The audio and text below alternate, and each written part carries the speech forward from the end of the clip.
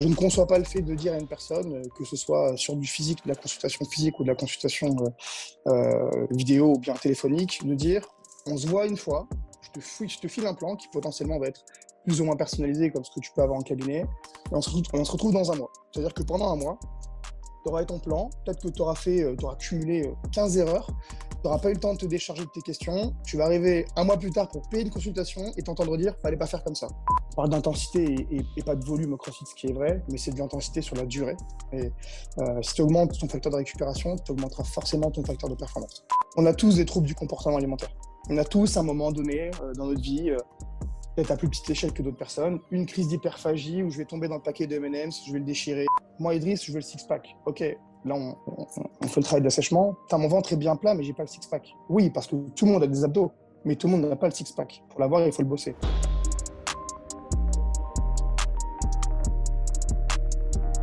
Bienvenue dans ce nouvel épisode. Avant de commencer, je voudrais remercier notre sponsor pour le podcast, Moxy Monitor. Si tu suis déjà mon travail, tu sais que le Moxy est un outil que j'utilise beaucoup pour effectuer des tests, mais aussi pendant les entraînements au quotidien. Pour ceux qui ne connaissent pas encore le Moxy Monitor, c'est un appareil qui utilise la technologie de la spectroscopie aux proches infrarouges, ou NIRS en anglais, pour mesurer la saturation musculaire en oxygène et le volume sanguin en temps réel. C'est un capteur non invasif qui se place sur la peau et peut être porté pendant tout type d'entraînement ou activité sportive. Les grimpeurs le portent sur leurs avant-bras, les joueurs de hockey sur la glace, les nageurs peuvent le porter dans l'eau. Je l'ai utilisé pour tester des joueurs de rugby, des athlètes de crossfit, des athlètes de sport d'endurance et bien plus. Le Moxy te permet d'individualiser les périodes de travail et de repos, d'optimiser la charge, les répétitions et les séries, d'identifier les seuils d'entraînement en temps réel et même de corriger les mouvements en fonction de ce que les données indiquent. Tu peux également utiliser le Moxy pour déterminer le facteur énergétique limitant d'un athlète ainsi que ses zones d'entraînement individuelles. Ce processus me permet de cibler le facteur limitant de l'athlète avec précision afin d'améliorer ses performances sans ajouter du volume superflu à son programme. Tu peux afficher et collecter les données sur une montre Garmin et tu peux également coupler le Moxy avec d'autres produits de testing physiologique tels que les systèmes VO2 Master, Pnoe et Cosmed VO2. Le Moxy est un produit que j'utilise depuis de nombreux mois avec beaucoup de succès et je le recommande vivement à tout coach, chercheur ou préparateur physique qui souhaite mieux comprendre et utiliser des données physiologiques dans le cadre de la santé, du fitness ou de la performance. Utilise le bon de réduction UPSIDE, UPSIDE pour un rabais de 5% sur moxymonitor.com/shop. Et maintenant, le podcast. Idriss, bienvenue sur le podcast, comment tu vas? Merci beaucoup. Écoute, au top, en cette période un peu particulière, post-confinement pour certains et en plein confinement pour d'autres. Ouais, voilà, et ça dure et on ne sait pas trop ce qui nous attend, mais on fait avec. Putain. Déjà, la chance que certains ont, c'est qu'ils ont le soleil. Là, il vient d'arriver, en tout cas chez moi en France. Je sais que c'est une galère. On a l'impression d'être en Bretagne, partout sur le territoire. C'est une vraie galère. C'est l'histoire. Ça doit être sur le continent parce qu'en Suisse, on s'est dit que c'était notre première semaine de soleil en fait cette semaine. Et hier, je parle à mon client qui habite à Gimel, juste un petit peu plus haut sur les hauteurs. Ouais.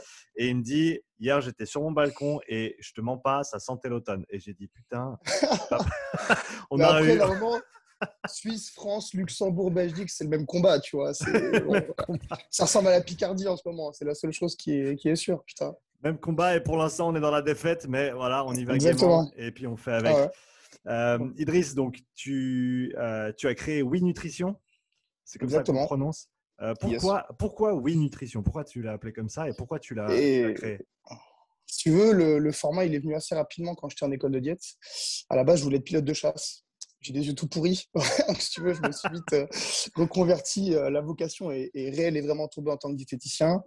Le principe du oui, c'était dire que forcément, comme je voulais faire de l'accompagnement personnalisé, c'était nous, donc, le praticien et l'athlète ou la personne. Et le but, si tu retournes le logo, en fait, c'est un E. Le E, c'est un epsilon. Donc, si tu retournes le logo en miroir, ça fait moi. Le but, c'est de passer de nous à moi pour la personne, de dire du coup qu'elle se sente autonome, qu'elle a appris des choses, tu vois. C'est vraiment le côté, écoute, j'ai appris des choses, je peux gérer seul parce que j'ai créé un mode de vie. Si c'est pour créer une diète encore lambda que tu vas suivre comme sur le télé-shopping 2 semaines, je vois pas l'intérêt. Le but, c'est d'apprendre des choses et que tu puisses te gérer seul en fonction de tes contraintes. Donc voilà, de oui à moi, Oui Nutrition. Et donc ça t'est venu dès tes débuts, pendant que tu étais encore en formation ou c'est venu plus tard? Non, en tant que bipolaire, j'ai 2 personnalités. Il y en a une qui suivait le cours, l'autre qui travaillait sur le marketing de la suite. Non, ça m'est venu aller en fin de première année, deuxième année, tu sais, quand tu commences à réfléchir à un business plan. Je pense que quand tu fais des choses avec le cœur, ça devient naturellement, tu vois. J'ai pas trop forcé là-dessus. On a déjà un de mes meilleurs amis est graphiste, il a développé le logo, tu vois, ça a vite pris, puis on s'est éclaté là-dessus. bon, ça a plutôt l'air de bien marcher. Sur tes formations au début, alors ta formation de base et ensuite les autres formations que tu as suivies, est-ce qu'il y en a, si tu y penses maintenant avec un petit peu de recul et de perspective, est-ce qu'il y en a qui ont eu énormément d'impact sur toi? Est-ce qu'il y en a d'autres que tu pensais allaient t'aider et au final tu utilises très très peu? Ouais, alors tu sais, en France, pour être praticien, on va dire reconnu de santé, il faut être diététicien diplômé d'État. Mhm. Je sais qu'il y a beaucoup de personnes qui disent que parfois c'est pas suffisant. Je pense que ça dépend surtout de, de ce qu'on t'a appris, des profs que tu as eu. Je pense que chaque diététicien, malheureusement, enfin, ils ne se valent pas tous, d'accord, ou diététicienne, hein, bien évidemment. Moi, j'ai un diplôme de diététicien du sport, donc diététicien, un parcours classique et formation en plus de nutrition du sportif. Donc c'était Mhm. 3 ans regroupés en deux. J'ai fait un DU du sport. Après, beaucoup d'expérience, je pense, si tu vois, le domaine du sport m'a amené forcément en tant qu'athlète et après en tant que praticien à comprendre, tu vois, les contraintes de chaque sport. Ça, c'était quand même plutôt cool. Il y a d'autres formations qui sont annexes, mais honnêtement, moi, j'ai eu la chance d'avoir un diplôme de diète avec mon parcours sportif qui était assez complet, d'accord. Je vois d'autres personnes, par exemple, qui sortent du brevet de diététicien, qui sont pas forcément, qui se sentent pas forcément ultra compétentes ou professionnelles par rapport à une personne qui n'arrive pas à prendre en charge. Moi, j'ai eu de la chance, je pense, et le parcours du sportif amène vraiment ce côté précision, tu vois, ce Mhm. côté un peu écurie de Formule 1, on va chercher le détail parce qu'il y a plus de choses à chercher, plus de recherche de compétences et de performances, ce qui fait qu'on va plus loin. Après, grosse expérience personnelle aussi dans les salles de CrossFit. Bon, je ne vais pas dénigrer une ou telle formation, mais une moins bien que l'autre. Je pense que c'est le DU de nutrition du sportif en fac, qui est pas ouf, qui est un peu vieux. Tu sais, t'arrives, le professeur à 60 balais et quelques. J'ai rien contre les personnes qui ont 60 balais et quelques, mais si tu veux, il a plus de remise en question. Il est plus du Mhm. tout dans la démarche de se Et dans remettre la à niveau. routine Très et… dommage. Complètement. Ça fait 15 ans qu'il fait ça. Tu sais même pas s'il prend du plaisir. Trop Mhm. dommage. Mhm. Ok, donc parle-nous un petit peu de la prise en charge que tu effectues avec tes clients, avec les gens que tu suis. Comment est-ce que tu le fais au niveau individuel et aussi, depuis que tu as commencé, comment est-ce que cette prise en charge a évolué? Et bien, si tu veux, moi, le concept, il a toujours été le même. C'est-à-dire que je ne conçois pas le fait de dire à une personne, que ce soit sur du physique, de la consultation physique ou de la consultation vidéo ou bien téléphonique, de dire on se voit une fois, je te file un plan qui potentiellement va être plus ou moins personnalisé comme ce que tu peux avoir en cabinet, et on se retrouve dans un mois. C'est-à-dire que pendant un mois, tu auras ton plan, peut-être que tu auras cumulé 15 erreurs, tu n'auras pas eu le temps de te décharger de tes questions, tu vas arriver un mois plus tard pour payer une consultation et t'entendre dire fallait pas faire comme ça. Tu vois le truc? Ça me dérange. Pour moi, le truc du close to, donc la seule formule que j'ai, c'est on a un plan personnalisé en fonction de tes besoins. Donc, je vais calculer tes besoins en fonction de ton sport, de ta pratique donc sportive, des différentes variables qu'il y a par rapport aux socio-pro également. Tu vois, il y a pas mal de choses Mhm. qui influent dans la vie de tous les jours qui sont plus importantes que le sport d'ailleurs. On calcule des quantités, voilà. Le schéma, je dirais, classique de performance et d'objectifs. Et à côté de ça, les personnes, elles vont avoir un rendez-vous toutes les 2 semaines, mais elles peuvent me joindre tous les jours par WhatsApp. Je suis dispo tous les jours par WhatsApp.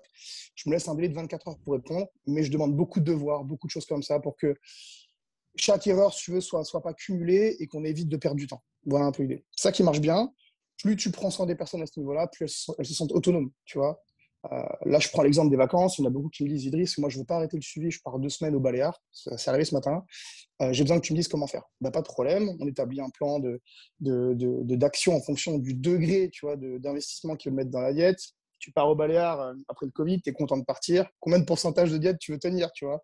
Parce qu'il est certain que la pina colada, elle va sortir. Pas de galère. Le but du jeu, c'est de se dire, OK, bah, qu'est-ce que je peux t'apporter? Envoie-moi des photos de tes repas, de ce qui est bien fait ou pas. On apprend des choses pour que dans 1 an, 2 ans, quand elle sera seule au Baléares ou aux Antilles, peu importe, elle puisse gérer seule parce qu'elle aura appris des choses. Voilà le but du jeu. C'est purement d'éducation.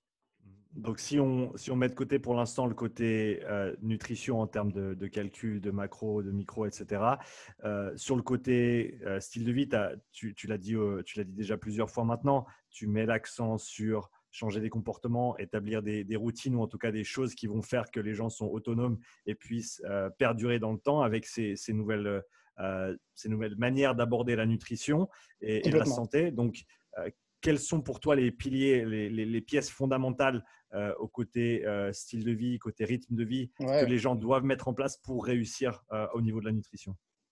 Il y a un truc que tu as dit et qui, en plus, je sais, fait débat dans tout le monde n'a pas le même son de cloche pour tous les pros. Pour moi, c'est la routine. Ça veut dire qu'il faut créer quelque chose pour des personnes du quotidien qui rassure les gens. Ça, pour moi, c'est super important. Confier déjà sa diète à quelqu'un, c'est compliqué. Ça ramène à l'émotionnel, ça ramène à des choses qu'on aime faire, des moments de tristesse, peu importe. Quand on n'est pas serein là-dessus et qu'il faut changer le comportement, il faut ramener une routine. Moi, j'aime la fréquence horaire, la fréquence de quantité, permettre à ton corps d'anticiper en fait, et du coup, si on parle vraiment de manière scientifique, de sécréter les bonnes choses au bon moment pour éviter le stockage notamment. Tu vois qu'il ait une routine qui permet de gérer les stocks. Donc, ce qui est in, out, c'est la méthode FIFO. Pour moi, c'est important. Et créer un comportement alimentaire qui est personnalisé en fonction des contraintes socio-pro de la personne. Si elle bosse, je dis une bêtise, elle ne peut pas prendre de collation à 10 heures, tu ne vas pas la forcer à prendre une collation. Ça, c'est pareil. Il faut la rassurer sur ce rythme-là. Et je vois beaucoup de personnes qui vont changer des diètes, tu sais, toutes les semaines, tous les 10 jours. À part une question de quantité, il faut que ce schéma de routine soit gardé parce que c'est ce qui va rassurer la personne. Quand tu vas avoir des moments de doute, c'est ce qui va permettre de garder ce cadre aussi. C'est comme l'entraînement, pour moi, c'est pareil.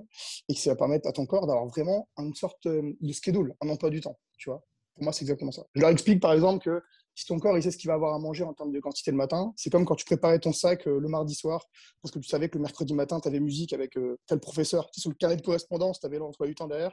Pour moi, c'est pareil. C'est rassurer ces personnes-là en créant une routine, mais un mode de vie, tu vois qui ne se sentent pas forcément tout le temps en diète, c'est que le mot régime, il sort du truc. Voilà l'idée.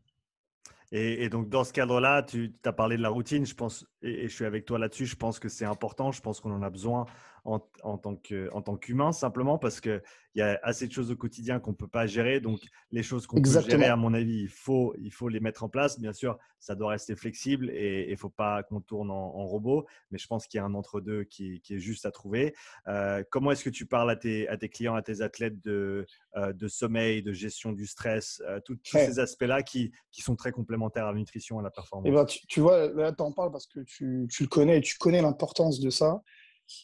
80% des personnes que j'ai, 90% des personnes que j'ai sont monsieur, madame, tout le monde. Donc, ils n'ont même pas conscience que leur environnement socio-pro, si tu veux, a une influence énorme sur ce qu'ils sont, même en termes de composition corporelle. D'accord? Que ce soit un stress psychique parce que la vie est dure et que leur patron leur prend la tête, ou alors juste que ce soit, par exemple, un stress physique lié au métier. Je prends l'exemple des métiers d'infirmier, de médecin. Tu sais, quand tu travailles de nuit, forcément, il y a une grosse dose de cortisol, donc l'hormone du stress chronique qui est sécrétée en gérant l'environnement de routine et de cadre, on permet déjà de déstresser et d'enlever des tâches au corps dont il n'a pas besoin, entre guillemets, pour se focus sur le reste. D'accord?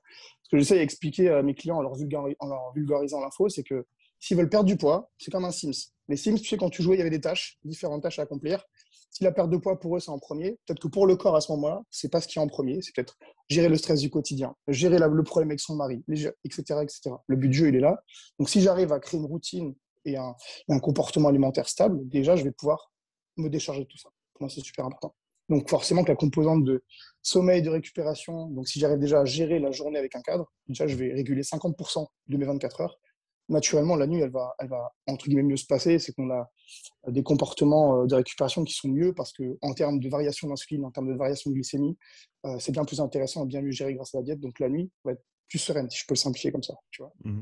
Et pour les athlètes avec qui tu travailles ou les athlètes que tu vois de manière générale, est-ce qu'à ton avis, l'environnement est pris en compte assez sérieusement ou est-ce que c'est encore un aspect sur lequel ces personnes-là peuvent travailler? Ça dépend du sport. Ça dépend complètement du Tu as sport. des exemples? Ah ouais, complètement. Le crossfitter est de plus en plus ultra focus sur ce qu'il peut gérer. Je pense que c'est un peu tu sais, à l'américaine, la méthode nordique. On essaie de tout l'environnement de bien-être, on essaie de le gérer. C'est très, très bien. À l'inverse du rugby, par exemple, où les mecs, c'est des filous. Et le pire, c'est le football. J'ai des, foot... j'ai des footballeuses, j'ai des footballeurs pros. Bon, je tairai le nom. C'est un peu ça le syndrome de la rue, tu vois. C'est que j'ai des potes, c'est des amis, mais bon, qui font du football en pro que j'ai en diète. Ils s'en foutent un peu, tu vois. Ils se rendent pas compte, en fait, de l'impact de la diète et juste leur faire comprendre que en augmentant vraiment ce point-là, ils pourraient gagner en performance. Mais comme ils ont déjà été bons sans ça, ils comprennent pas l'importance. Le rugby, le souci, c'est la régularité sur les devoirs, c'est la régularité sur la gestion de la famille. Je prends un exemple, j'ai les deux frères Vatois, donc qui va à Montauban et un qui va signer à Bordeaux-Bègles. Mm. Putain, les doses, les quantités, tu sais, c'est des canaques, comme on dit. Donc, si tu veux, ils ont l'habitude de bien manger, etc. Leur faire comprendre que ce comportement, il est important pour la prévention des blessures, pour la récupération. Mm. C'est 70%, c'est 100% du discours, mais c'est 60% de résultats parce que 60% d'investissement. Donc, ils ne se rendent pas complètement compte encore que Je pense que ça dépend de la culture du sport et de ce qu'il y a autour. Mais bon. Est-ce que tu peux parler peut-être, tu as parlé de plusieurs sports, le rugby, le foot, le crossfit. Comment est-ce que tu différencies ces sports au niveau des demandes nutritionnelles qu'ils représentent? Déjà, la force, enfin, moi, j'ai eu la chance, c'est pas vraiment la chance, c'est que je suis passionné de CrossFit et de préparation physique. J'ai eu la chance de commencer dans une des premières boxes en France, donc CrossFit Original Addict, donc, avec des mentors du CrossFit aujourd'hui en France et en Europe d'ailleurs, puisqu'ils sont connus partout. Si tu veux, ça reste de la prépa physique avec une démultiplication des filières énergétiques utilisées. Quand je vois la préparation notamment physique du rugby aujourd'hui ou du football moderne, on s'en rapproche vachement, tu vois. Il y a des choses qui vont y ressembler. Donc, la prise en charge du rugbyman est vraiment très proche de celle du crossfitter. La dépense énergétique va peut-être être différente. Et je pense surtout une question de comportement de base via la bouffe. Parce que, je prends un exemple, par exemple, comme Sabrina Caron ou Carole Castellani, qui sont des femmes crossfiteuses en France qui déchirent. Tu leur dis de faire ça, elles font ça. Le rugbyman, tu lui dis de faire ça, il va dire OK, on verra. Tu vois ce que je veux dire? Il va prendre la mesure de ce que tu lui dis, mais à hauteur de 60%. Vraiment une question de comportement, alors qu'en termes vraiment de prise en charge pure et dure, on est sur des dépenses qui est équivalente par rapport au fait que le match, ça consomme, mais ce n'est pas énorme. Par contre, toute la préparation physique sur la semaine, notamment en saison off, il y a des choses qui se rapprochent très fortement du CrossFit. On a eu l'équipe de France, notamment du rugby, qui venait s'entraîner à CrossFit Vitesse à Paris. Tu vois, la démarche, je pense, du rugby moderne, ça rapproche vachement. Je pense qu'on est loin maintenant du sifflet, des petits plots, du préparateur physique ou du directeur technique qui est sur le stade de l'époque. Et tant mieux. Bon.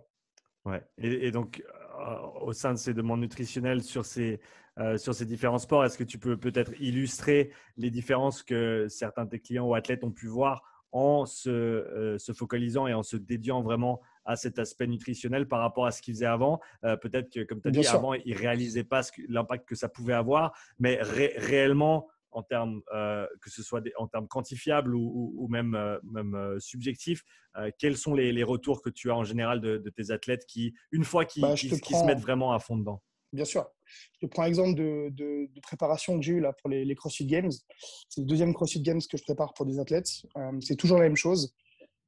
Déjà, on a une amélioration nette de la composition corporelle. Donc, sur un sport comme le CrossFit notamment, où il y a une grosse partie qui va être dédiée à la gym, d'accord, ou sur du cardio, sur du conditioning, tu dois pas t'alléger, mais tu dois avoir une meilleure composition corporelle pour bouger plus vite, bouger plus longtemps et gagner en endurance musculaire. Voilà l'idée. Donc, déjà, je prends l'exemple par exemple de Sabrina ou de Carole, ces deux exemples féminins, ou même Christian Galli, ces deux exemples qui ont amélioré leur composition corporelle juste en augmentant, comme tu dis, le focus sur la diète.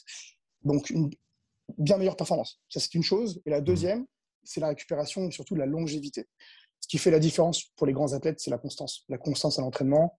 On parle d'intensité et pas de volume au CrossFit, ce qui est vrai, mais c'est de l'intensité sur la durée. Et si tu augmentes ton facteur de récupération, tu augmenteras forcément ton facteur de performance. Voilà l'idée. Ça, c'est cool. Là, je prends l'exemple encore de ces athlètes, notamment Manon Angonès, que j'ai depuis 4 ans maintenant en Belgique. On bosse déjà sur la saison future. On bosse déjà sur la préparation des Games 2022. Ça, c'est une course de longue haleine et tu es obligé de prendre cette mesure-là parce que la récupération, c'est ton facteur de performance. Et encore plus quand ces personnes-là, qui ne sont pas que dédiées à ça, ont un métier à côté qui va forcément les fatiguer également. Voilà un peu l'idée. Comment est-ce que, par exemple, tu as cité une athlète que tu suis depuis plusieurs années, comment est-ce que les besoins nutritionnels d'un ou d'une athlète évoluent en fonction de leur niveau de performance au cours du temps? Là, il y a un travail assez fin avec le coach. Ça veut dire que forcément, il y a des cycles.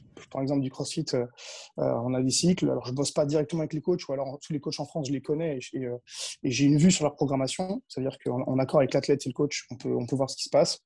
Sur un cycle aérobie, où il y a une consommation qui va être bien plus importante que sur un cycle, par exemple, de force, où les filières énergétiques demandent plus de glucides que d'autres, on n'est pas sur le même type de récupération, le même type de diète. C'est super intéressant parce que chaque coach a ses méthodes. J'ai des athlètes qui sont suivis par Facundo, donc un des plus grands coachs dans le CrossFit mondial. J'ai d'autres athlètes qui sont suivis par des très bons coachs en France. Et je suis aussi des coachs de programmation comme Pierre Macon, qui est également mon coach, qui font des choses très bien. On a vraiment pour les athlètes de haut niveau, on va vraiment chercher à différencier les étapes de l'année, un peu comme dans d'autres sports où on est sur du cycle technique, du cycle peut-être d'endurance gym, du cycle conditioning pur et dur en amont des compétitions. C'est vraiment là que ça va jouer. D'accord. Et après, on va essayer en plus ajouter le facteur social, qui va surtout être le facteur stress, tu vois. Lié aux Open, par exemple. Les Open de CrossFit, c'est la chance d'aller aux Games, donc on a un gros facteur stress qui fait qu'on va devoir jouer sur la quantité de glucides notamment. Et plus on se rapproche de la compétition, plus on va avoir le bilan final sur le rebond glucidique, tu vois, pour y arriver à plein potentiel, si tu veux. Voilà un peu l'idée. Bon. Je marche là-dessus avec cette méthode sur tous les types de sport, parce qu'au final, on a tous, dans tous les types de sport, des saisons, voilà, des différents types d'entraînement selon les saisons. Souvent, c'est l'été, alors en saison off pour les sports co, après, c'est la saison régulière. Pour le CrossFit, il y a quand même beaucoup plus, je trouve, de niveau d'entraînement. Enfin, il y a beaucoup plus de choses qui interviennent. Tant qu'on est sur le sujet des besoins spécifiques, si tu as des personnes qui viennent te voir qui ont peut-être des troubles du comportement alimentaire, comment est-ce que tu vas les encadrer pour les aider avec cet aspect-là? Et déjà, moi, je suis malheureusement pas là. Comment dire? Je leur dis déjà que c'est pas un problème. Ça veut dire que on a tous des troubles du comportement alimentaire. On a tous, à un moment donné dans notre vie, peut-être à plus petite échelle que d'autres personnes, une crise d'hyperphagie où je vais tomber dans le paquet de M&M's, je vais le déchirer, ou bien, tu vois, ça nous arrive à tous. Le problème que j'ai, moi, avec les spécialistes en TCA, c'est qu'ils vont médicaliser le truc et ils vont rendre ces comportements comme une pathologie. Donc la personne, déjà, va se sentir encore plus malade, entre guillemets, que ce qu'elle peut être vraiment, tu vois. Et j'en ai plein. J'en ai plein. J'ai des athlètes de haut niveau qui en ont. C'est dur de vivre avec parce que parfois, ça met en péril ta performance. Parce qu'il suffit que j'ai une bêtise, tu fasses des crises de boulimie vomitive à 3 jours d'une compétition et du coup, ben, forcément, tu arrives à plat. D'accord. Et j'en ai vu faire des vrais scores, des résultats avec le mental. À ce moment-là, on peut vraiment parler de résilience mentale, vraiment. Euh, Moi, je suis pas là pour dire ce que tu vas entendre. Si tu fais de la merde, tu fais de la merde.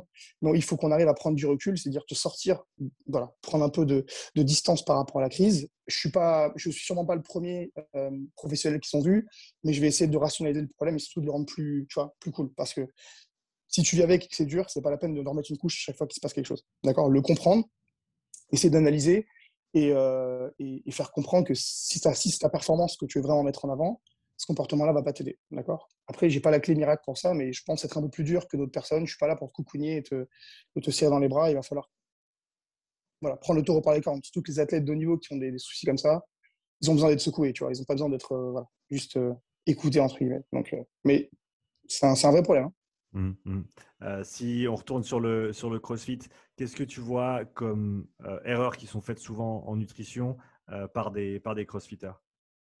J'ai eu la chance d'arriver, c'est bien goupillé, hein, une fois de plus, dans la première ou deuxième année du CrossFit en France. Donc, ça a commencé sur les quais de Seine, tu vois. Mhm. Le lendemain de soirée, le samedi, on allait s'entraîner. Bref, c'était plutôt. Bon. Ça pour dire que c'est arrivé forcément avec l'ambiance paléo, tu vois, l'ambiance zone, voilà, toutes ces choses-là qui étaient un peu novatrices, qui servaient un peu de régime new school et qui en plus étaient basées sur des choses très ancestrales. Voilà, c'était un peu bobo, on va dire. Pour se rendre compte au final que c'était pas forcément des choses adaptées par rapport à ce qu'on avait comme filière énergétique invoquée dans le CrossFit, comme le lactique et forcément la partie glucose. Mhm. Souvent, c'est ça. Et le problème de sous-alimentation, ça veut dire que on dépense énormément au CrossFit. Si tu en fais 4-5 fois par semaine, tu vas avoir une surcharge de la dépense journalière qui va être énorme. Et on va avoir le souci de je fais du CrossFit pour mincir ou pour maigrir. Du coup, je vais me sous-alimenter. Je vais peut-être arrêter les glucides le soir et m'entraîner, faire un déficit calorique qui est peut-être trop important par rapport à ce qu'il faudrait, faire du stock par effet de manque et du coup stagner, tu vois. Et il va y avoir une double frustration, c'est qu'au début, tu fais du crossfit peut-être pour perdre du poids, mais Mhm. ensuite, tu te prends au jeu de la performance. Il arrive un moment où tu manges pas assez, donc tu n'as ni la performance, ni la perte de masse grasse. Tu vois ce que je veux dire? Et Mhm. là, ça devient un véritable problème. Donc parfois, j'ai beaucoup de personnes, rien de sexiste là-dedans, mais c'est souvent des femmes, dont je dois remonter les apports caloriques et qui me disent, c'est ouf, parce que j'ai réussi à ressécher alors que tu as augmenté les apports caloriques. Je dis, bah oui, parce que là, en fait, on donne à ton corps ce qu'il a besoin. Et il n'a pas besoin, du coup, d'aller chercher ailleurs ou de se préserver en stockant pour, du coup, répondre à une demande qui va être future dont il ne connaît pas encore la dépense. Voilà un peu l'idée. Donc, Mhm. ça, souvent, c'est le problème de sous-alimentation et le faire comprendre qu'il y a une grosse composante énergétique via le conditioning notamment. Bon, c'est pas encore arrivé dans toutes les mœurs, mais ça vient gentiment. Tu as parlé de, comme tu l'as dit, calculer les apports ou calculer ce qui est nécessaire. Est-ce que tu as des formules que tu utilises? On sait qu'il y a plusieurs façons d'arriver à nos calories de base pour la journée. Il y a plusieurs façons de quantifier ensuite différents entraînements par rapport Ouais. à leurs besoins. Est-ce que tu peux parler un petit peu de la façon dont tu travailles? Est-ce que cette façon a Ouais. changé au cours du temps?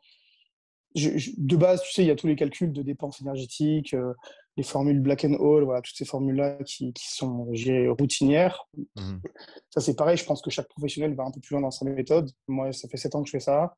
Je ne vais pas rentrer en détail, mais bon, j'ai eu la force, entre guillemets, dans mes premières années de faire des tests avec montrer sa ceinture cardiaque, voir la perte en eau qu'il y avait. Donc, on a fait l'expérience sur pas mal de crossfitters dans différentes salles pour voir un petit peu quelles dépenses en plus étaient accordées en fonction du cycle. Moi, j'ai une éducation scientifique un peu poussée.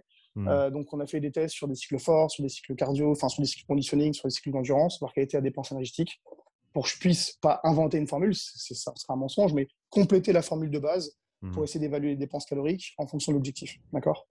Parce que il y a quand même une méthodologie d'entraînement, on va dire de manière générale dans les box, qui va être que bah là, par exemple, la majorité des box de France ne sont pas en cycle conditioning parce que le CrossFit de base, c'est pour construire de la performance. Donc, tu vas être sur un cycle souvent technique, gym, renfo, alors que sur la période du début d'année, donc janvier, février et mars, sur un cycle conditioning pour la préparation des Open, si on suit un peu la démarche de boxe. Mhm. Donc déjà, si les personnes que je reçois s'entraînent en boxe, je leur demande toujours la programmation au jour le jour pour pouvoir, moi, adapter en fonction du volume, ce qui se passe et du coup, ce que je leur ferai consommer. Parce que la dépense peut être vraiment… Il y a un énorme delta entre la dépense calorique entre la saison off et la saison conditioning, par exemple. Voilà, Mhm. après, Dans, chacun a ses petites astuces, mais… Ouais, ouais, exactement. En termes d'équilibre sur les priorités par rapport à la nutrition, on parle d'équilibre calorique, on parle de macro, on parle de peut-être de moments dans la journée où on va manger certaines quantités de macro, on parle des compléments alimentaires. Comment est-ce que tu hiérarchises ces différents éléments et pour faire en sorte de bien les communiquer aux personnes que tu suis et faire en sorte qu'ils se focalisent vraiment sur les choses qui sont les plus importantes? Ouais, souvent, alors tu sais, c'est pareil, dans l'inconscient et dans beaucoup de régimes qu'on a pu voir, les protéines étaient mis en valeur vraiment en termes de pourcentage en haut de la pyramide, ce qui ne devrait pas être le cas, notamment dans le monde du CrossFit. Comme premier substrat énergétique utilisé, ça reste les glucides, d'accord. On a aussi sous-évalué l'importance des graisses, alors que les bons lipides ont un impact énorme sur l'activation de certaines protéines et ta production de testostérone. Tu vois, c'est plein de choses dans l'inconscient des personnes qui est trop minimisé puisqu'on parle juste de calories, Mhm. de total calorique. Et je pense qu'en plus, qu'avec la vulgarisation d'applications comme MyFitnessPal et compagnie, on va arriver voilà, si on va essayer de faire le count de toutes tes calories au jour le jour et tu peux te retrouver à manger une compote parce qu'il te manque 10 grammes de glucides à 23 heures, tu vois. Alors que cette fréquence horaire, cette fréquence de quantité, à mon sens, et en plus l'équilibre des nutriments, donc glucides, protéines, lipides, dans l'ordre respectif de ce qui doit être consommé en termes de pourcentage, est le plus important, d'accord. En mangeant que des protéines et du coup en favorisant la néoglucogénèse, donc l'utilisation de protéines à des fins énergétiques, tu vas te fatiguer par exemple, tu vas utiliser donc ton muscle pour faire du sucre et tu n'auras pas ni d'augmentation de tes performances, ni d'augmentation, de l'amélioration de ton ratio de masse musculaire, masse graisseuse. C'est plein de choses comme ça. Il y a beaucoup d'idées reçues, tu vois. C'est comme les régimes du camp, les choses comme ça. Et se réapproprier, si tu veux, ce domaine de compétences en fonction plus de ce sport qui consomme énormément de calories, c'est dur, je te dis, parce qu'il y a beaucoup de personnes, tu leur remontes la partie glucidique et elles s'assèchent et elles se disent putain, mais comment c'est possible? Donc c'est juste ça. Mhm. Mais sinon, glucides, protéines, lipides. Glucides, protéines, lipides. Si on parle maintenant de perte de poids, on l'a mentionné une ou deux fois déjà depuis le début de l'échange. Combien, à quelle vitesse? Est-ce qu'il y a certains sports qui sont plus sensibles à l'équilibre calorique? Est-ce que tu as une approche générale ou ça va vraiment être au cas par cas par rapport à ça?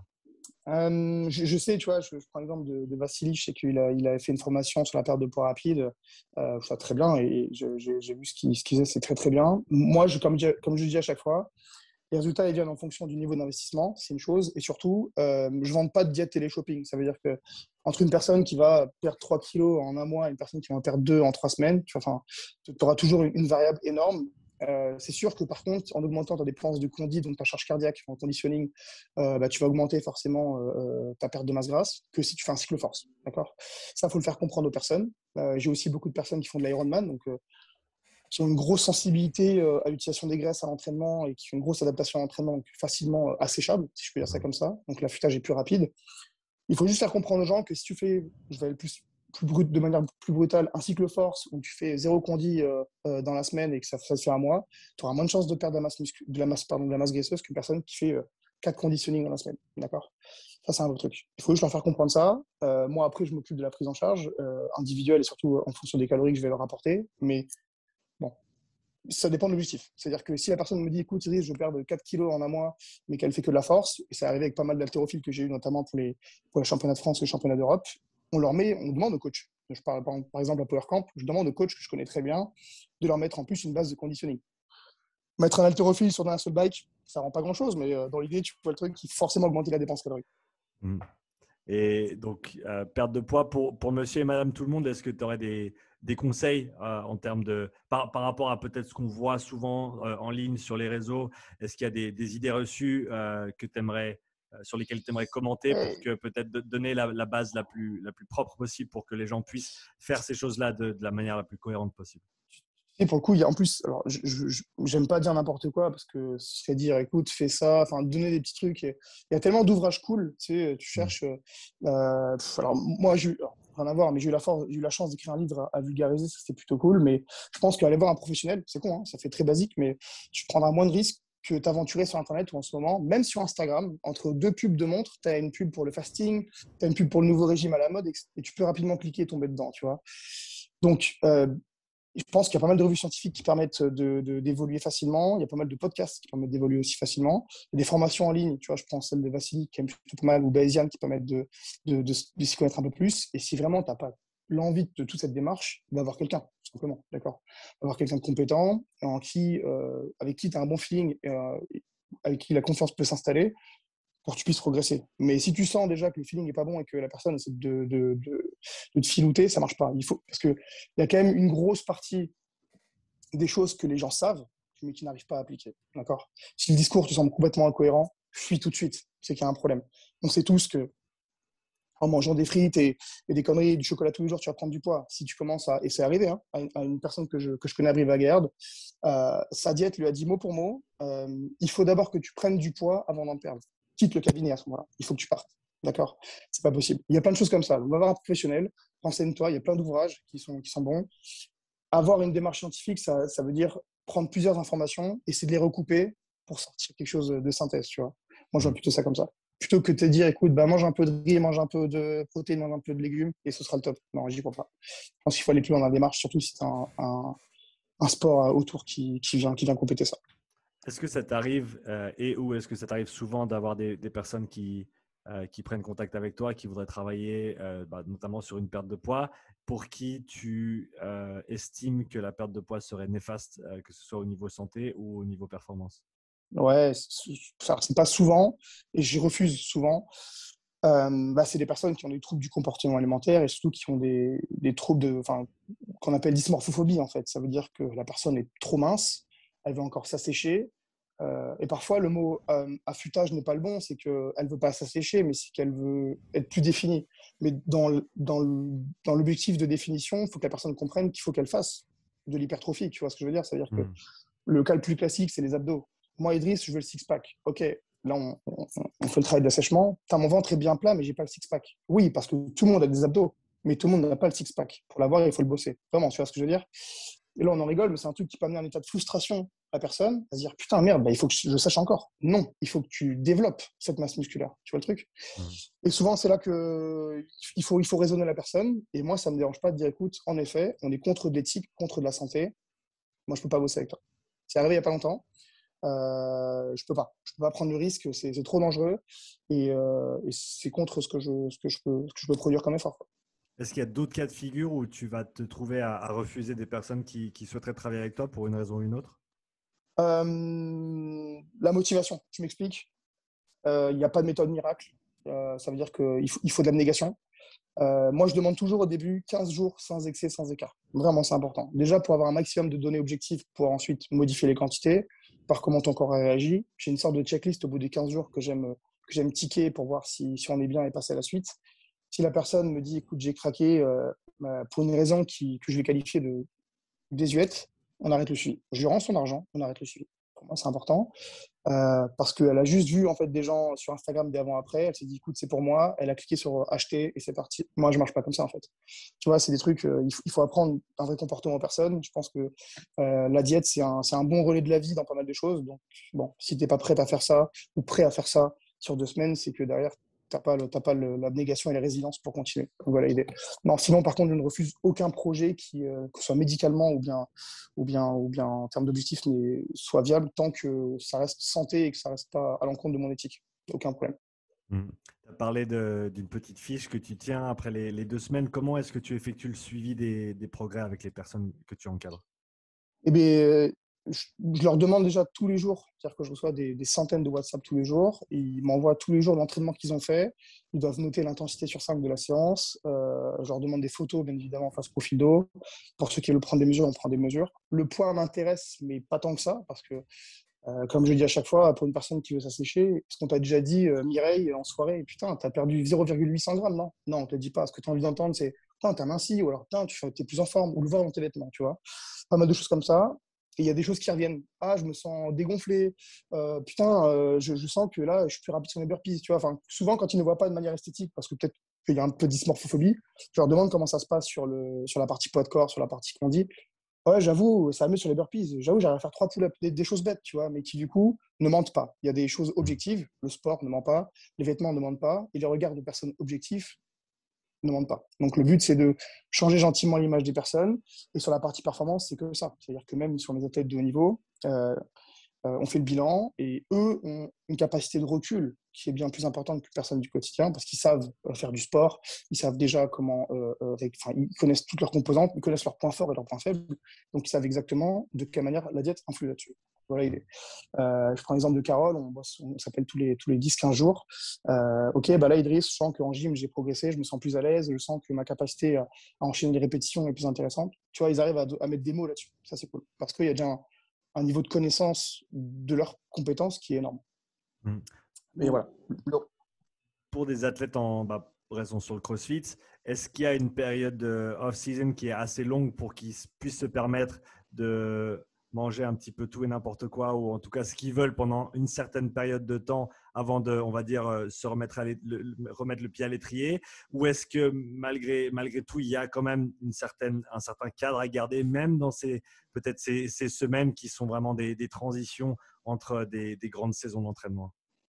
C'est marrant que tu dis ça parce que là, forcément, on sort des games. C'était il y a quelques semaines.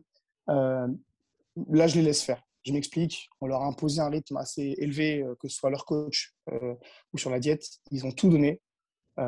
C'est la saison off. C'est-à-dire qu'à un moment donné, il faut leur dire, écoute, alors déjà, par exemple, je prends l'exemple de Christian Galli, du coup, qui est notre Français master, qui était au Games et qui a fait deuxième il y a 3 ou 4 ans, et là, qui fait cinquième. Là, il a appris, je dis, bah, du coup, tu veux faire comment? Il me dit, bah, là, je suis en vacances avec ma femme, je vais relâcher un peu, je reprends lundi, etc. Il n'y a pas de problème, tu vois. Et souvent, en fait, ce qui se passe, c'est qu'ils reprennent bien la diète à hauteur de 100% quand leur coach leur dit, écoute, là, on a fait une deload, on a fait une semaine off, tu reprends, d'accord? Mais un athlète de niveau, naturellement, ne relâche jamais à 100%. Là, je prends l'exemple encore de Sabrina, à qui je passe le bonjour si elle me voit. Sabrina est en vacances avec Pauline, sa nana. Elles ont relâché, mais tu vois, il y a quand même un truc qui fait que on tient quand même la diète. Voilà, on fait quand même du 60%. Donc la reprise est plus facile. On ne tombe pas dans les limbes du fast-food, je ne sais quoi. Ça, c'est plutôt cool. Il y a de l'autocontrôle qui se fait parce qu'ils sont quand même drivés au quotidien par leur performance, tu vois. Ça, c'est un truc cool. Mais il y a forcément une période de relâche qui est obligatoire post-gros événements comme les Games parce que même si eux, 3 jours après, ils ne se sentent pas fatigués, le corps, il est quand même fatigué, tu vois. C'est encore un truc important que je leur dis, se faire du bien, relâcher la pression, profiter de sa famille, refaire plein de bonnes choses, les batteries avant de repartir. Mais c'est souvent en corrélation avec ce que le coach a prévu, d'accord? Pour Christian, ça repart la semaine prochaine. On remet tout en place la semaine prochaine. Pour d'autres personnes, ce sera dans 2 semaines. Par exemple, après les Marseille, je crois que Françoise, elle a une semaine, Françoise Maillet, du coup, elle a une semaine de deload, une semaine off. Ça repartira après. Ça, je le laisse un peu gérer après les gros événements comme ça. Parce que comme tu l'as dit, un sport comme le CrossFit nécessite des pourcentages de masse grasse, des compositions corporelles qui sont quand même qui demandent un suivi qui est très très précis. Et comme tu l'as dit, la sous-alimentation va avoir un impact sur la performance, va à terme aussi avoir un impact sur la santé.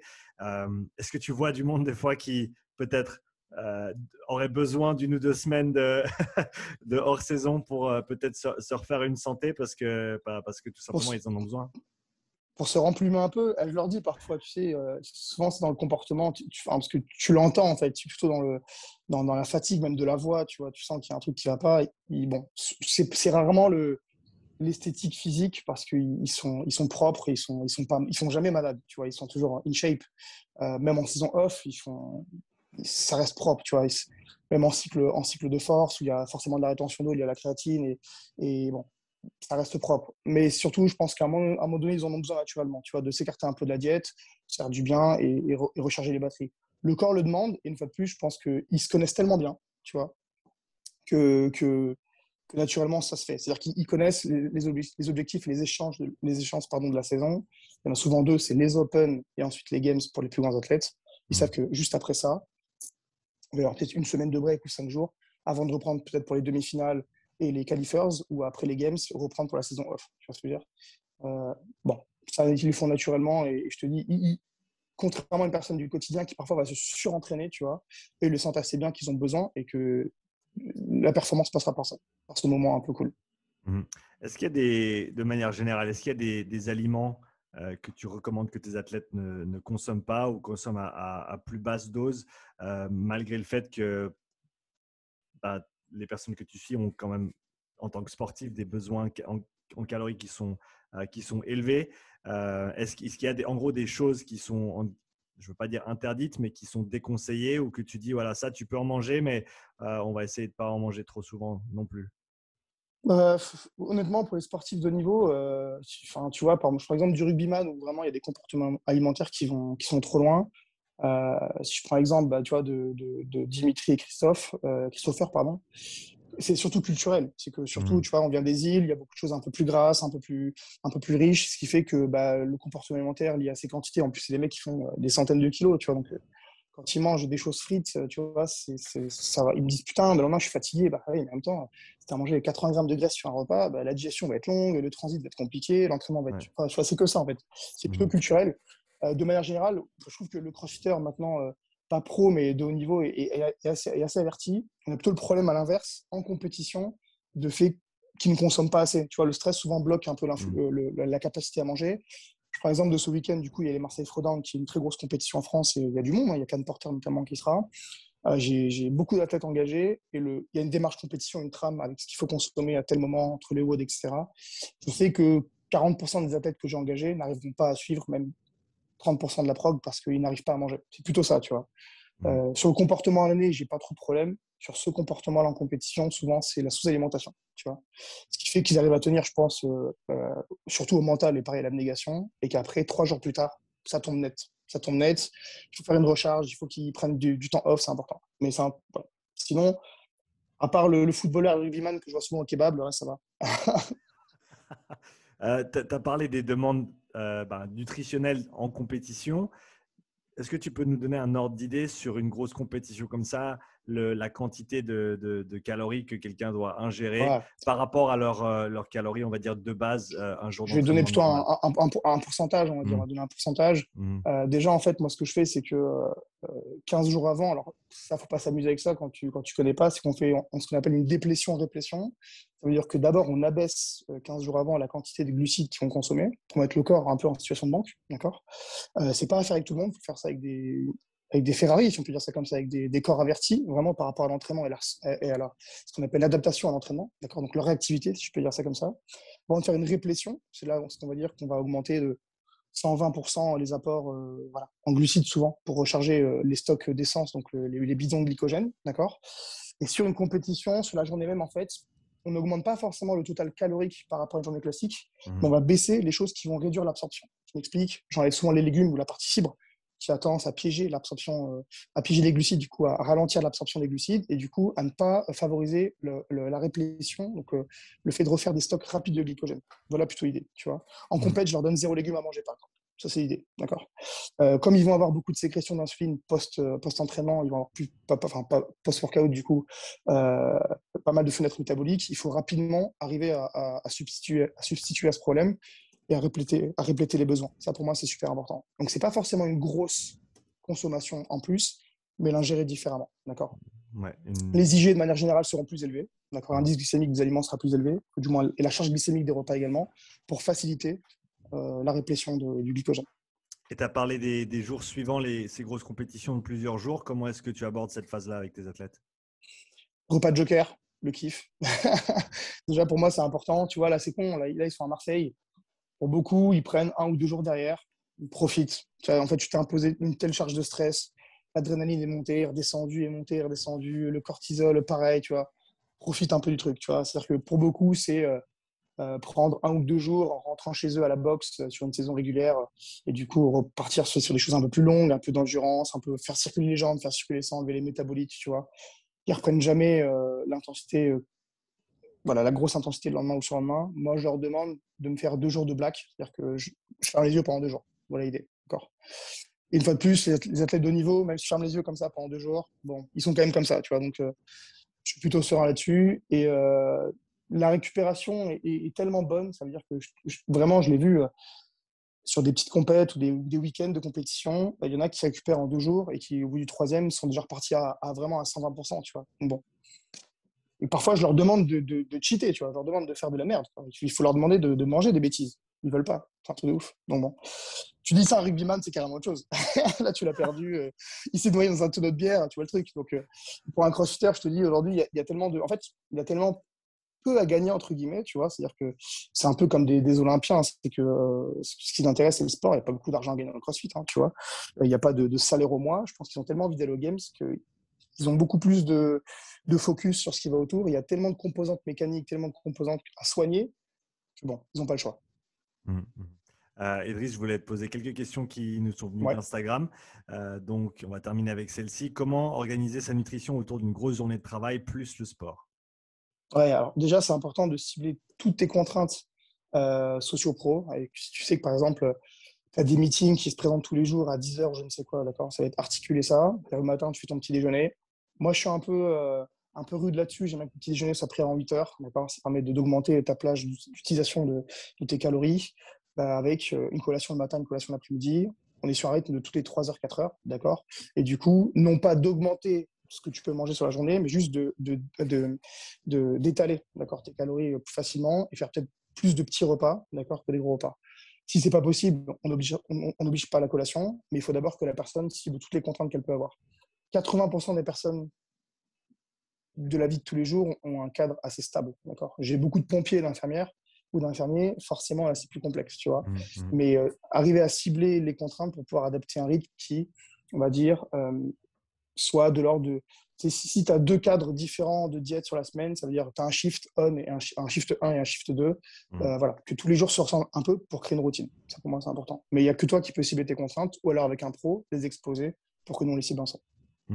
Une autre question, c'était footing à jeun le matin. Est-ce que c'est recommandé et dans quel contexte? Ça, c'est une grande question. Je sais qu'il y a beaucoup de débats là-dessus. Moi, je ne suis pas un grand fan du sport à jeun. Je m'explique parce que souvent, si la personne même s'est sous-alimentée la veille ou qu'elle n'a pas une bonne adaptation à l'entraînement ou qu'elle fait un truc trop intense, on va utiliser une part de glucides, mais du coup, avant d'avoir de relais de glucides et même de graisse, l'utilisation des graisses, tu vas avoir une partie néoglucogénèse, c'est-à-dire que tu vas utiliser une partie de protéines. Ce qui va être mis en avant, c'est l'utilisation du glycogène résident et résiduel et de protéines. Ça va peut-être amener une fatigue et peut-être une surconsommation de ton repas ou du petit déjeuner derrière. D'accord. Moi, pour les gens qui s'entraînent très tôt, je leur demande de prendre, on est sur l'ordre d'un fruit ou quelque chose comme ça, une demi-heure, 3 quarts d'heure avant, pour au moins lancer le système glucidique et faire la fin de ton petit déjeuner après. D'accord. Et le souci, c'est que, tu vois, contrairement à certains bodybuilders, j'ai eu l'occasion de bosser avec pas mal de bodybuilders qui sont vraiment expérimentés dans le domaine, qui savent faire un cardio très léger, tu vois, avec une fréquence cardiaque qui est en zone 1 ou zone 2 pendant longtemps, qui chantent. Eux, ils vont vouloir aller faire un footing, se pousser un peu. Ils n'ont pas d'adaptation à l'entraînement. Donc, même avec une allure de 7 minutes au kilomètre, ils vont être à 170. Et là, c'est biaisé. C'est-à-dire que tu as trop de néoglucogénèse, tu utilises des protéines pour faire du sucre. Et l'aspect perte de graisse, il est mauvais parce que déjà que tu n'as pas d'adaptation à l'entraînement, donc ton système lipidique va être mis en place au bout de 45 minutes. Si tu as couru une demi-heure, mais juste que tu es flingué à la fin, il va rien se passer. Tu seras juste fatigué, mort, et tu vas surconsommer après. Ça me dérange. Donc non, dans l'idée, pas fan, et encore moins quand tu fais du crossfit, parce que c'est le meilleur moyen d'arriver défoncé sur toute la séance. C'est une bonne peine. Ouais, exactement. Je pense peut-être dans un contexte de sport d'endurance, quand les gens connaissent bien leur zone d'entraînement et savent ce Et qu'ils alors, font et pourquoi. Ouais. exactement. Et ça, c'est important parce que dans les sports d'endurance, moi, j'ai eu la chance de faire de l'athlète pendant 12 ans. Pour ton adaptation à l'entraînement et le travail d'utilisation de son système lipidique, on te force à courir à jeun pour que, entre guillemets, on force ton corps à dire, écoute, là, tu n'as pas de glucides, utilise des graisses. D'accord? Ce qui fait qu'un Kenyan, quand il va courir un marathon, on est sur moins de 10 minutes avant l'utilisation de ces graisses. C'est très fort. C'est génial. Alors que François, qui a une paire de ASIC à 100 euros, il vient de commencer le run, il en a pour 45 minutes. Et avant, il va taper dans les sucres, dans les protéines, parce que son corps va vouloir s'adapter et qu'il ne sait pas encore faire. Voilà l'idée. Donc, pour un sportif amateur lambda, manger avant, c'est bien quand même. C'est pas mal. Encore une question pour toi, Idriss. Pour les coachs qui s'intéressent à la nutrition, donc coach sportif, préparateur physique, quelle formation est-ce qu'ils devraient envisager à ton avis? Cette question, elle est horrible. À chaque fois, je me mets des gens à dos. Tu sais, c'est comme en France, là, il y a un nouveau truc qui j'ai vu naître sur Instagram, une formation pour être coach en 2 mois et à côté de ça, ou une semaine ERP, c'est un truc que tu fais à Dubaï, je sais pas quoi, tu vois. Bon. Et si tu veux être diététicien en France, fais diététicien. Si moi, demain, je vais être coach, je vais faire un BPGEPS, je vais faire une licence TAPS. D'accord? Après, tu veuilles faire, si tu veux vraiment faire du suivi personnalisé, il faut que tu aies la base et après, tu fais des formations autour. Si tu veux juste apprendre à connaître des choses, je pense que c'est con que la formation de Vassi, elle est pas mal pour un coach pour pouvoir apprendre une structure de plan et donner des conseils généraux. Il y a des formations de coach en nutrition qui sont pas mauvaises. De là à faire du suivi personnalisé avec ces formations-là, j'y crois pas trop. D'accord? Bayesian est très bien également. Précision nutrition, je trouve ça bien, mais un peu léger. Léger sur quel bord C'est un si peu à j'ose. l'américaine, tu vois. C'est-à-dire que je ne vais pas me mettre des gens à dos parce que il y a des gens du CrossFit qui vont regarder ça, mais c'est un peu léger sur le fait, tu vois. C'est comme ça rentre pas dans la précision ultime de ce que tu dois consommer. Tu rentres pas dans la précision du plan alimentaire. Ça veut dire qu'on peut te faire croire que tu peux faire des choses, mais dans l'idée, je sais pas comment dire. C'est pas assez, c'est pas assez précis, d'accord. Ça ne donnera pas toutes les connaissances pour prendre en charge une personne. Comme moi, je peux pas être coach parce que comme je fais du CrossFit et que j'ai fait mon level 1, je suis coach, je suis préparateur physique. C'est hors de question, d'accord. Moi, par exemple, je bosse avec des coachs, donc le patron qui est comme mon grand frère Antoine Escrivant, le patron de CrossFit UTS, avec d'autres coachs qui font la programmation, d'accord, et moi je fais la diète. Voilà l'idée. Et j'ai aussi des coachs qui me disent, écoute Idriss, j'ai fait cette formation en nutrition et je fais aussi mon suivi avec toi pour pouvoir conseiller les gens. Mais on reste sur de l'approche générale et globale, tu vois. Bon, après, en France, c'est un peu comme ça que ça marche. Mais pour les autres pays, je ne peux pas trop me prononcer. Ça Je ne marche. sais pas comment ça marche chez vous en Suisse. Honnêtement, je suis pas dans le monde nutrition autant que je le suis dans le monde du coaching, donc je vais pas non plus commencer à dire des choses que je ne sais pas. Pour tous les gens qui sont en Suisse et qui cherchent des bonnes formations en nutrition, allez suivre celle qu'Idriss a mentionnée, ce sera déjà un bon début. Ouais. Et Alors, après, tu sais que j'ai pas mal de gens en Suisse. J'ai ouais. beaucoup de gens à CrossFit Sion. Okay. C'est pareil, c'est un public super intéressé. Et moi, je te dis, les formations que j'ai citées, même pour une personne du quotidien, ça peut être cool. Quelqu'un qui a un peu de temps, qui a envie d'apprendre, c'est bon, toujours bon à apprendre. Comme tu as dit, mais si on veut faire un suivi qui est poussé, qui est individualisé, il faut se former à la hauteur de ses attentes. À mon sens. À mon sens. Ce qui a du sens. Idriss, est-ce qu'il y a des projets d'avenir pour les semaines, mois et années qui viennent dont tu voudrais nous faire part? Tu sais, je vais avoir bientôt 30 ans. Ça passe trop vite. Ça fait 7 ans que je fais ça. J'ai pas prévu d'arrêter. J'aime trop ce que je fais. Vraiment, pour moi, c'est un kiff. Il y a pas mal de projets dans le monde pro, dans des fédérations un peu plus connues que le CrossFit, notamment le foot, on va être franc, et un projet peut-être d'une marque derrière dans l'alimentation, des choses comme ça. Je n'aime pas en parler trop parce que je vais pas me porter l'œil, mais il y a des trucs cool. Et puis, j'ai pas prévu d'arrêter. Pour les jeunes lions, j'ai pas prévu d'arrêter. C'est bon à entendre. Où est-ce que les gens peuvent te retrouver sur les réseaux, sur Internet, Idriss? Oui, nutrition sur Instagram. Attends, je t'avais préparé un truc. Je suis malin, tu vois. Ah yes. Ça, c'est l'opportunité qu'on m'a donnée il y a 2 ans d'écrire un livre. Pour moi, c'était intéressant parce que c'est une maison d'édition qui m'a contacté pour écrire un livre, pour vulgariser l'information scientifique pour des personnes qui n'ont pas forcément les connaissances ou qui ont envie d'apprendre des choses, mais sans que ça paraisse pédant et que tu imagines un mec qui a écrit qu'une blouse et des lunettes, ce genre de questions. Pour apprendre l'alimentation de simplicité, c'est des choses qui marchent bien. Les formations en ligne. Et moi, sinon, sur Instagram, majoritairement, oui, nutrition. Et puis sur les podcasts, apparemment. Apparemment, sur les podcasts aussi. Idriss, tu m'enverras le lien du bouquin, comme ça je le mettrai dans la Avec description. grand plaisir. Et pour ceux qui sont intéressés, allez suivre Idriss sur Instagram, allez checker son site internet, lien dans la description également. Merci beaucoup d'avoir participé au podcast aujourd'hui, c'était un plaisir de te recevoir. Merci à toi, et puis surtout que la décoration est magnifique. Je pense que j'ai fait un effort aussi, une bibliothèque avec des livres, j'ai tout donné, mec. Ça fait smart, ça fait smart, c'est bien. Et voilà, c'était le côté un peu bourrin, un peu boisé, tu vois, un peu campagne, j'aime beaucoup. Merci à toi, merci de m'avoir reçu. Merci beaucoup, à bientôt. Ciao, ciao.